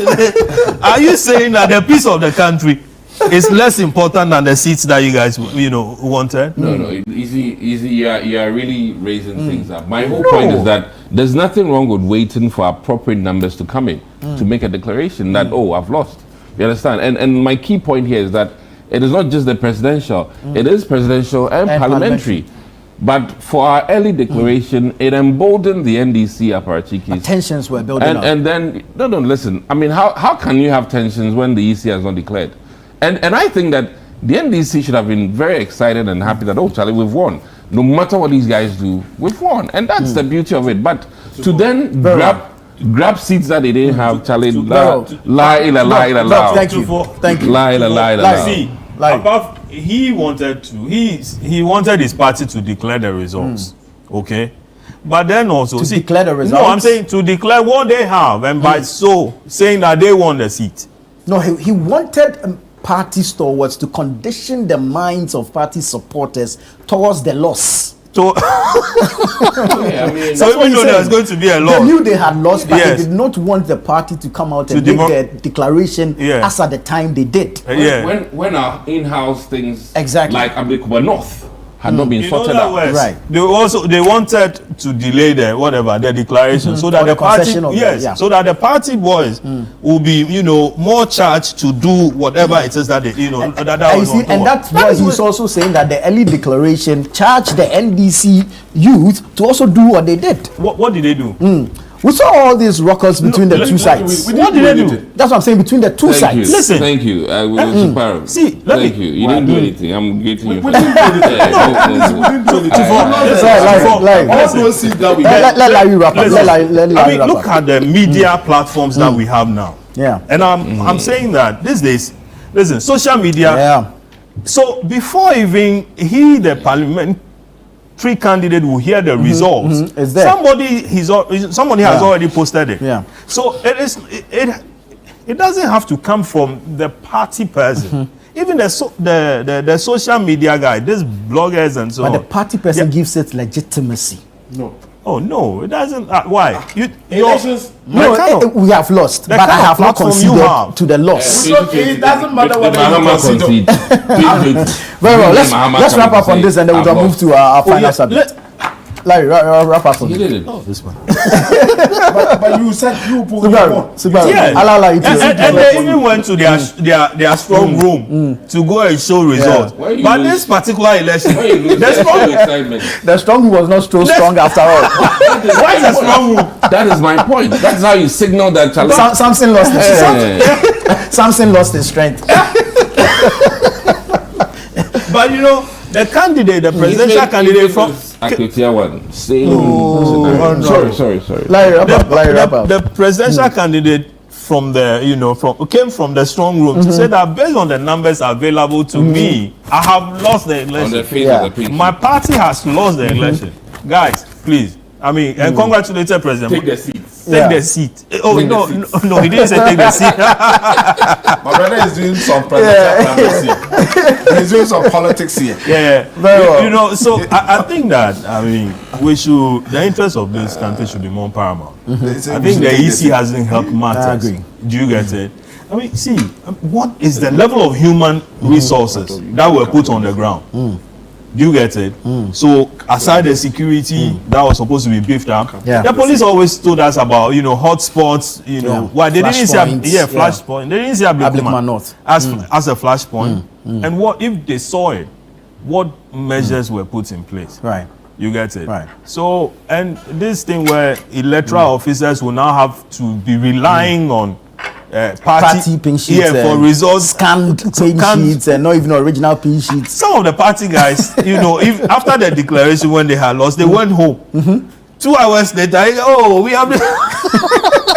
Let me take a few quick messages. Alaji Hamza from Pig Farm says, "Good morning, my brother. In my humble opinion, the EC should be held responsible for problems that we are all going through at Ablekuma North at the moment. They have demonstrated pure incompetence in the handling of this issue, and the earlier they find a solution to the problem, the better. In any case, my hard scanned copies from a particular political party to be used to collate election results. This is totally unacceptable.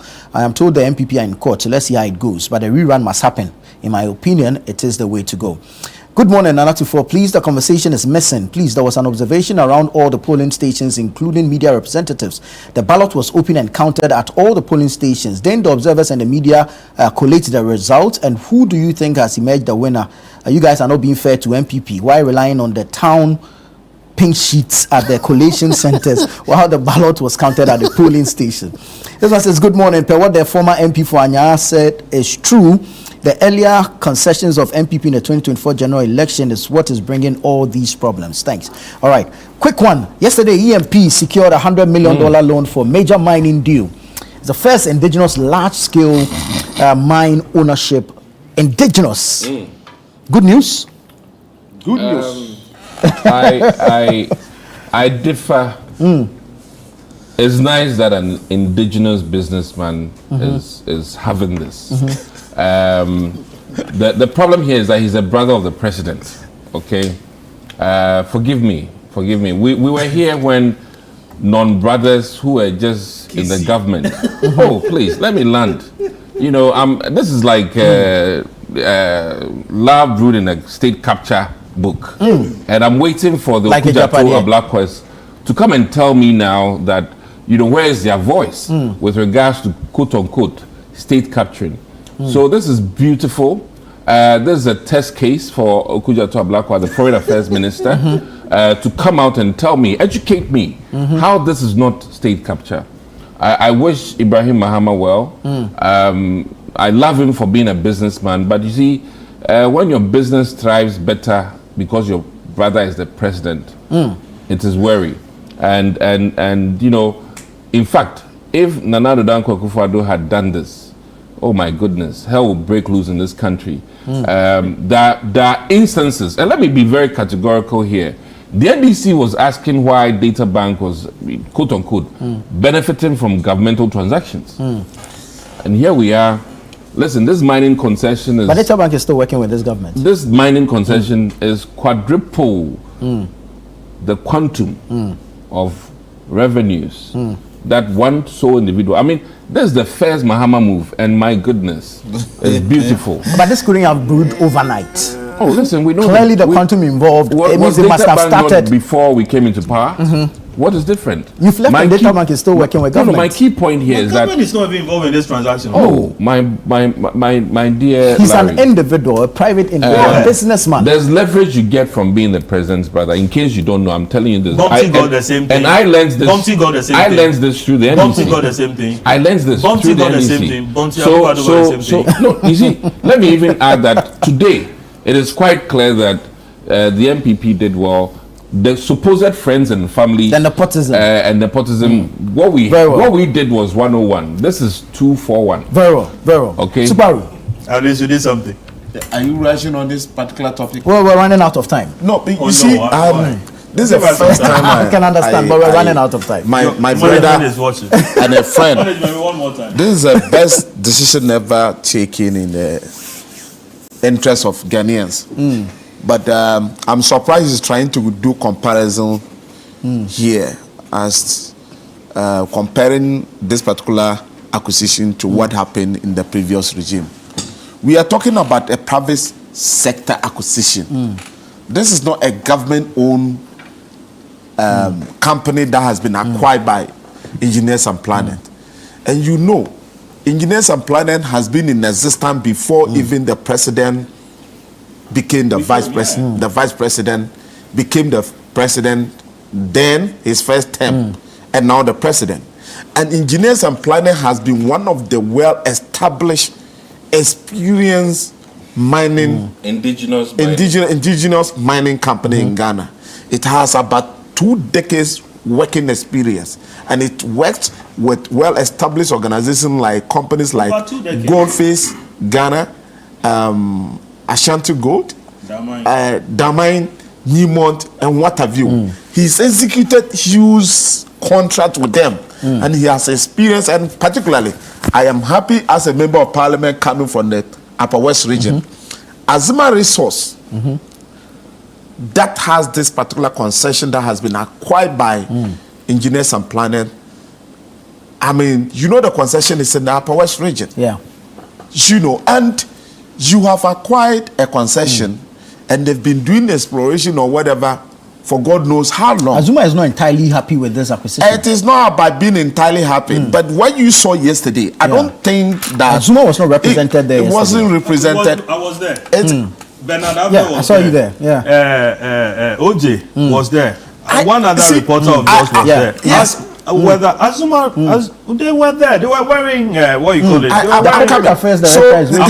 you therefore suggesting that I'm coming? Are you therefore suggesting that this is a forceful acquisition, and you think not less a person like Sam Jonah with his experience in the mining sector would go and check? Listen to the comments. He says the acquisition was on merit and not politically and not political. Yeah. And you know how this thing started way back. Your brother, the president. No. This thing started. This transaction started. Larry was there yesterday. Let's hear from Larry. Under the MPP administration, they should have done it. I say it started way back in 2020. Thank you. Larry was there yesterday. Larry, Subaru, thank you. This acquisition is concerned. I am saying he has hands. Thank you. Gentlemen, That's my please. perception. Acquisition. Gentlemen, It's my please. Thank you. perception. Thank you. Larry, what's your perception? Listen, years ago, I was at certain level. No problem. But having run the Herald for some time, and also notice that Charlie, I have workers that I have to pay at the end of every month. And the fact that Charlie, some of these people, their kids' school fees and other things, depends on what I do. You get it? So my approach to businesses these days, some way a bit relaxed. I don't do the hard politics again. And I'm saying this, coming to the position that, something, we have come far as a country to let go of the hard politics, to be more flexible, business oriented and all that. And I'm saying that reference to the candidates he's trying to push, who is Brian Champon. Brian and I talk, very often. But he's not mentioned Brian here.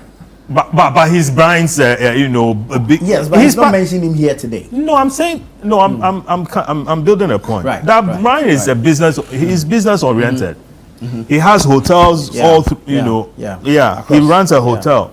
A while ago, he was trying to buy the Sneed Hotel, which became a bit controversial. Brian is putting up, all manner of, businesses across, and people are dependent on him. So if you are pushing Brian, you should be, if President Mahama, even if he's involved in this acquisition, you should be ready to, you should commend him that, listen, this thing that is going on is good, but make sure that the political, if there is any political interferences or whatever, you relax it a bit.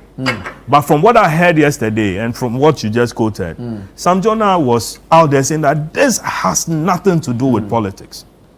I take his word for it. No, not just him, but speaker upon speaker who mounted that podium yesterday spoke about how this deal started long ago, even when President Mahama wasn't. I'm coming. When President Mahama wasn't president of this country, but was that started like that? Oh, I'm coming. End it for me. We've run out of time. I'll end it. Azuma Resources, the concession apparently has been there for ages.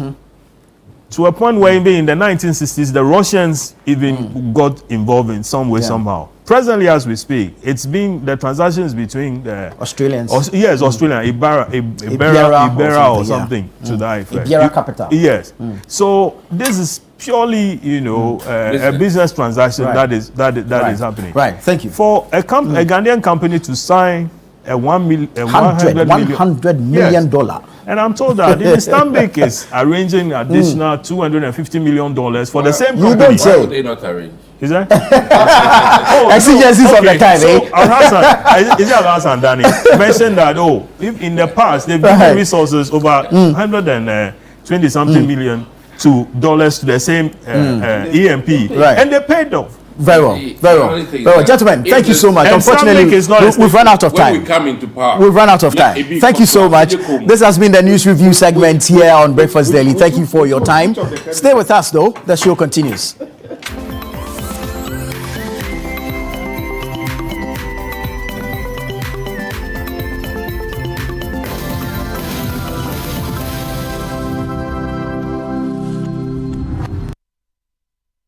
One thing I hate in my life is heat, or to sweat whilst I am asleep. That is why I don't joke with my air conditioners. Not just any air conditioner, but Franco air conditioners. It's good for the Ghanaian weather, and they are filled with R410 gas, which is very friendly to human beings, which is not harmful to human health. We have 1.5, 2.0 and 2.5 horsepower. So what are you waiting for? Walk into any Franco branch now and grab for yourself quality, affordable and energy efficient air conditioner from Franco. Visit www.francotrading.com or call any of the numbers on your screen for enquiries or wholesale. Franco air conditioners, they are reliable, tried and tested by all. Franco, home of quality and affordable air conditioners. Every day, people have money emergencies. Ma, I need my school fees emergency. Mommy, chop money emergency. Emergency. Catch it. I'm your rent emergency. Now, there's a new emergency number in town. More money, challenge and enjoyment. At the top life we got. Dial star 770 hash for all your money emergencies and chop life. Dial star 770 hash for money emergencies and get easy and quick access to your money, loans and other banking needs. EcoBank, the Pan-African Bank.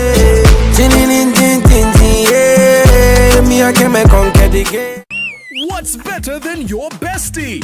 A bestie with blockbusters and bedtime cartoons. GoTV streams your fave soaps, sports, and the loudest laughs. No extra charge, just internet connection. Your shows, your vibes, your anytime, anywhere bestie. Go TV Stream. Download it now. Where politics meets power, where the tough questions are asked, welcome to Face to Face. Every Tuesday at 9 p.m., join Umaru Sanda Amadou as he takes you face to face with the key players shaping the future of our nation. I lost over $10 million at the trade fair. You had a fight with the management of trade fair? I don't have a fight with them. I just deplore the way they went about what they did. Let's talk about the chief prosecutor of the state at the time that you were being prosecuted, Godfrey Yeboah-Dame, the Attorney General. Yes. I think he was directed to jail us. By who? By the system. Boku has been a failure for your government, though. Can't be a failure. You have not solved it. No, you are not praising them, the previous government for solving Yende, which was even a more difficult case. It's quite obvious that from these votes, the people felt that let's just let you go. So they were disappointed in us. You are essentially the worst government in the Fourth Republic. I don't know how you are doing that. If you based on the indicators. Yes, based on the number of people who refuse to come and vote for you. If that is your analysis, then why not? No filter, no boundaries, just the truth behind the headlines. Deep, bold, and unflinching. Face to Face with Umaru Sanda Amadou airs on Tuesdays at 9 p.m. only on Channel 1 TV, where politics gets real.